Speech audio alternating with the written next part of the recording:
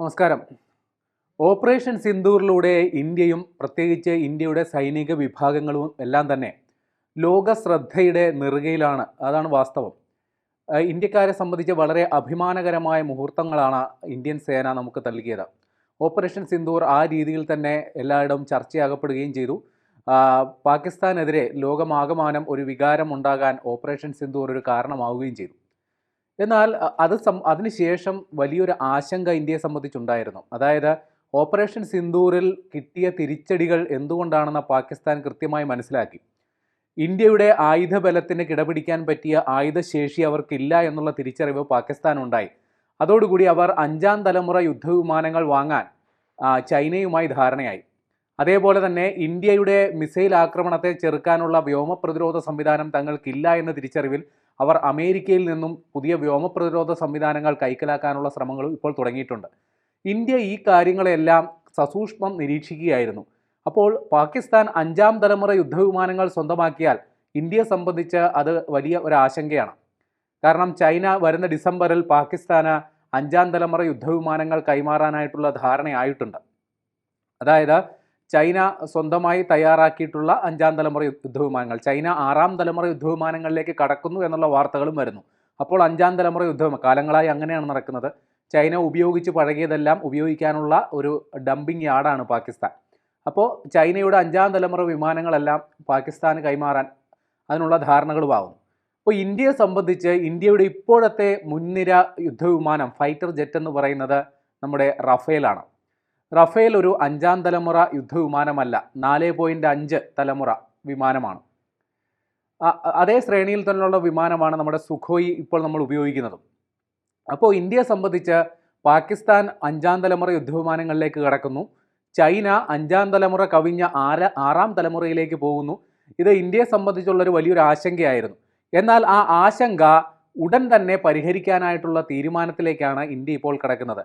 India തദ്ദേശീയമായിട്ട് തന്നെ 5ാം തലമുറ യുദ്ധവിമാനങ്ങൾ നിർമ്മിക്കാൻ ഒരു പദ്ധതി തയ്യാറാക്കിയിരുന്നു. അത് AMCA, അതായത് അഡ്വാൻസ്ഡ് മീഡിയം കോമ്പാക്ട് എയർക്രാഫ്റ്റ്, ഈ ഒരു പദ്ധതി ഇന്ത്യ തയ്യാറാക്കിയിരുന്നു. ആ പദ്ധതി അനുസരിച്ചുള്ള നിർമ്മാണ പ്രവർത്തനങ്ങൾ അല്ലെങ്കിൽ അതിൻ്റെ നടപടികൾ ഹിന്ദുസ്ഥാൻ എയറോനോട്ടിക്സ് ലിമിറ്റഡും DRDOയും സംയുക്തമായി തുടങ്ങിയിട്ടുണ്ട്. പക്ഷേ ഈ പദ്ധതി പ്രാവർത്തികമായി നമ്മുടെ സ്വന്തം 5ാം തലമുറ യുദ്ധവിമാനം പ്രവർത്തന സജ്ജമായി വരാൻ ഇനിയും കുറഞ്ഞതൊരു 10 വർഷമെങ്കിലും വേണ്ടിവരും. ആ കാലതാമസം ഇന്ത്യയെ സംബന്ധിച്ച് ഈ ഘട്ടത്തിൽ അതിനിർണായകമാണ്. ആ കാലതാമസം വരെ കാത്തിരിക്കാൻ, 10 വർഷം വരെ കാത്തിരിക്കാൻ നിലവിലെ സാഹചര്യത്തിൽ ഇന്ത്യക്ക് സാധിക്കില്ല. കാരണം ഞാൻ നേരത്തെ പറഞ്ഞതുപോലെ പാകിസ്ഥാൻ 5ാം തലമുറയിലേക്ക് കടക്കുന്നു, ചൈന 5ാം തലമുറ കഴിഞ്ഞ 6ാം തലമുറ യുദ്ധവിമാനങ്ങളിലേക്ക് കടക്കുന്നു.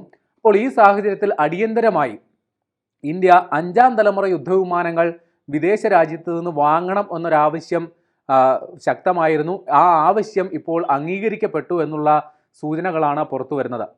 ദേശീയ വാർത്താ ഏജൻസിയായ ANI ചില പ്രതിരോധ മന്ത്രാലയം വക്താക്കളെ ഉദ്ധരിച്ചുകൊണ്ട് പുറത്തുവിട്ട ഒരു വാർത്തയാണ് ഇപ്പോൾ ചർച്ചയാകുന്നത്.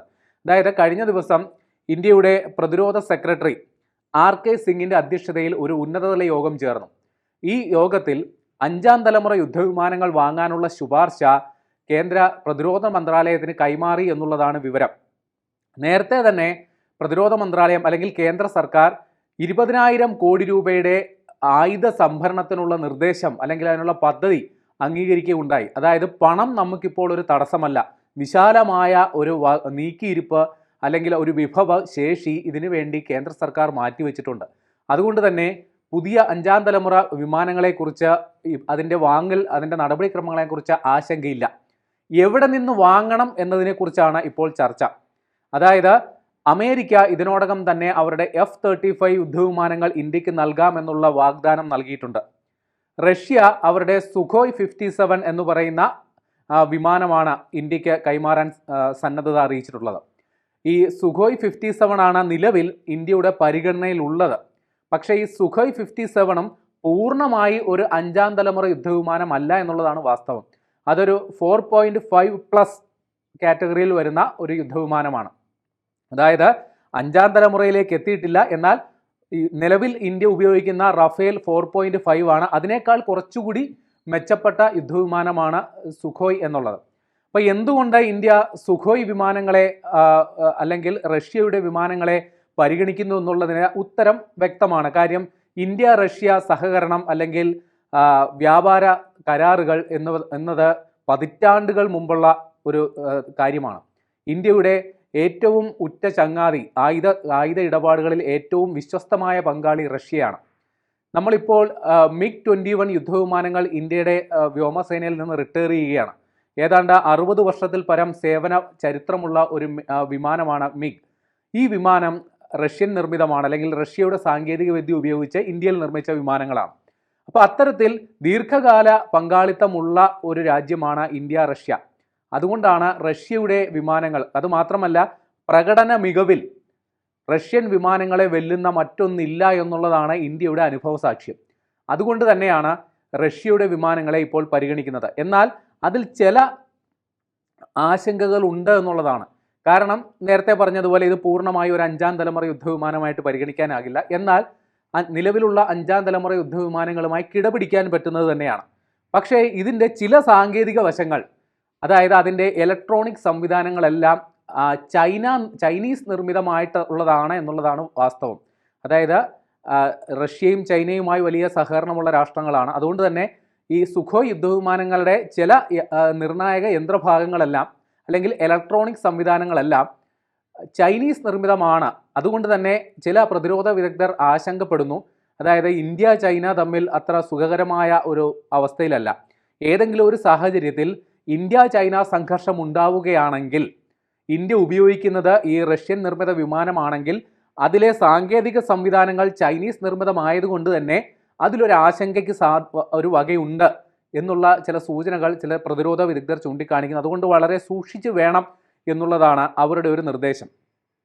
എന്നാൽ F-35 അമേരിക്കൻ, അതായത് ലോക്ഹീഡ് മാർട്ടിൻ, അമേരിക്കൻ കമ്പനിയായ ലോക്ഹീഡ് മാർട്ടിൻ നിർമ്മിക്കുന്ന F-35 യുദ്ധവിമാനങ്ങൾ ഇന്ത്യക്ക് തരാൻ അമേരിക്കൻ പ്രസിഡന്റ് ഡൊണാൾഡ് ട്രംപ് തയ്യാറാണ്. അതായത് ഞാൻ നേരത്തെ പറഞ്ഞല്ലോ, ഇന്ത്യ നേരത്തെ റഷ്യൻ വിമാനങ്ങൾ പരിഗണിക്കുന്നത്, അതായത് റഷ്യയും ഇന്ത്യയും തമ്മിൽ നേരത്തെ ഒരു 5ാം തലമുറ യുദ്ധവിമാനങ്ങൾ ഉണ്ടാക്കാനായിട്ടുള്ളൊരു കരാർ നേരത്തെ തന്നെ ഉണ്ടായിരുന്നു. പക്ഷേ ഇന്ത്യ അതിൽ നിന്ന് പിന്മാറി. എന്നാൽ അതായത് ഇന്ത്യയിൽ തന്നെ നിർമ്മിക്കാൻ 5ാം തലമുറ യുദ്ധവിമാനങ്ങൾ ഇന്ത്യയിൽ തന്നെ നിർമ്മിക്കാൻ ഒരു കരാറൊക്കെ ഉണ്ടാക്കിയിരുന്നു. പക്ഷേ അതിൽ നിന്ന് ഇന്ത്യ പിന്മാറി. ഇനി പുതിയ സാഹചര്യത്തിൽ ഒരു കരാറിന് സാധ്യതയുണ്ടോ എന്ന് നമ്മൾ പരിഗണിക്കേണ്ടതുണ്ട്. ഏതായാലും അത് അവിടെ നിൽക്കട്ടെ. ഇനി ഞാൻ നേരത്തെ പറഞ്ഞതുപോലെ F-35 യുദ്ധവിമാനങ്ങൾ അമേരിക്കയുടെ ലോക്ഹീഡ് മാർട്ടിൻ്റെ നിർമ്മിതിയാണ്. പക്ഷേ അതിനെ, അതായത് അമേരിക്ക ആ വിമാനങ്ങൾ അവരുടെ നാറ്റോ സഖ്യ രാജ്യങ്ങൾക്കും ചില യൂറോപ്യൻ രാജ്യങ്ങൾക്കൊക്കെ ഇതിനോടകം കൈമാറിയിട്ടുണ്ട്. പക്ഷേ അതിനെക്കുറിച്ച് വലിയ ആശങ്ക ഉണ്ട്. കാരണം നമ്മുടെ കൺമുമ്പിൽ അതിന് തെളിവുമുണ്ടല്ലോ. തിരുവനന്തപുരത്ത് വന്നിറങ്ങിയ ഒരു F-35 വിമാനം അത് ഇവിടെ നിന്ന് പറന്നുയരാൻ ഏതാണ്ട് 1.5 മാസത്തോളം സമയമെടുത്തു. അതായത് അതിൻ്റെ നിരന്തരം അപകടങ്ങൾ സംഭവിക്കുന്ന ഗുരുതര സാങ്കേതിക തകരാറുകൾ ഉണ്ടാകുന്ന ഒരു വിമാനമാണ്. അതുമാത്രമല്ല, അവർ അവകാശപ്പെടുന്ന 5ാം തലമുറ യുദ്ധവിമാനങ്ങളുടെ സവിശേഷത ആ വിമാനങ്ങൾക്ക് പൂർണ്ണതോതിൽ നിറവേറ്റാൻ സാധിക്കുന്നില്ല എന്നുള്ളൊരു വസ്തുതയുമുണ്ട്. അതുകൊണ്ട് തന്നെ വിദഗ്ധർ ഒരു കാരണവശാലും അമേരിക്കൻ നിർമ്മിത F-35 വാങ്ങേണ്ടതില്ല എന്നുള്ളൊരു നിർദ്ദേശം ഇന്ത്യക്ക് വച്ചിട്ടുണ്ട്. അപ്പോൾ ഈ ഒരു കാര്യം കൂടി പരിഗണിച്ചാണ് ഇന്ത്യ റഷ്യൻ നിർമ്മിത സുഖോയ് 57നെ പരിഗണിക്കുന്നത്.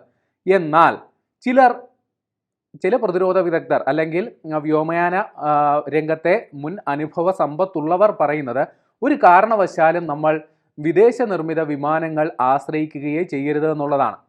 അതിന് കാരണവുമുണ്ട്. കാരണം ഇതിൻ്റെ അറ്റകുറ്റപ്പണി, അതിൻ്റെ ടെക്നോളജി അഡ്വാൻസ്മെൻറ്റ്, അതായത് കാലാനുസൃതമായ അതിൻ്റെ സാങ്കേതിക വിദ്യ പരിഷ്കരിക്കൽ, സോഫ്റ്റ്വെയർ അപ്ഗ്രേഡ് ചെയ്യൽ, ആയുധങ്ങൾ, അതായത് ഈ വിമാനങ്ങളിൽ ഉപയോഗിക്കേണ്ട ആയുധങ്ങളെല്ലാം നമുക്ക് സ്വന്തമായി രൂപകൽപ്പന ചെയ്യുക ഏറെക്കുറെ സാങ്കേതിക തടസ്സമുള്ളൊരു കാര്യമാണ്.